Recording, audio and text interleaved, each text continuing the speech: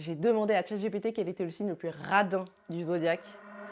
Et voici ce qu'il m'a répondu. En troisième position, il a mis le signe de la Vierge. Faut pas attraper ma veste, c'est pas moi qui dis ça, c'est ChatGPT. D'accord? Il a écrit: la Vierge est un signe de terre pragmatique qui veille à bien gérer ses ressources. Ça, c'est vrai. Elle n'est pas radine au sens strict du terme, mais elle évite les dépenses inutiles et préfère économiser plutôt que de gaspiller. Moi, je trouve que c'est plutôt un compliment que ChatGPT vous fait, mais bon, bref. Voilà. Et personnellement, je ne connais aucune personne du signe de la Vierge qui a découvert et qui gère mal son argent. En deuxième position, roulement de tambour, il a mis le signe du Scorpion. Alors, il a écrit: le Scorpion peut être très méfiant avec l'argent, pas qu'avec l'argent non plus.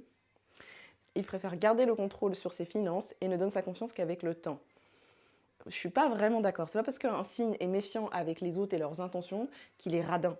C'est deux choses complètement différentes. Là, je suis pas d'accord avec lui. Et en première position, il a mis... Mettez-moi en commentaire ce que vous pensez qu'il a mis. Mettez pause. Et écrivez-moi le signe qui mérite la première place selon vous. Alors, n'attrapez pas ma veste s'il vous plaît. Il a mis le Capricorne. Si je me tiens à mes expériences personnelles, je suis d'accord. Mais si je me tiens à mon savoir astrologique, non, c'est pas du tout comme ça qu'on détermine si quelqu'un est proche de ses sous, ce n'est pas du tout comme ça. Il faut regarder plusieurs éléments dans le thème, c'est pas un signe qui est radin, hein. Mais personnellement, il est vrai que les Capricornes que j'ai côtoyés, t'invitais pas au resto quoi. Alors, ChatGPT, il a écrit pour justifier son choix: le Capricorne est souvent perçu comme radin, non par avarice, mais par prudence. Il pense à long terme, anticipe les imprévus et préfère investir que de dépenser à tort et à travers.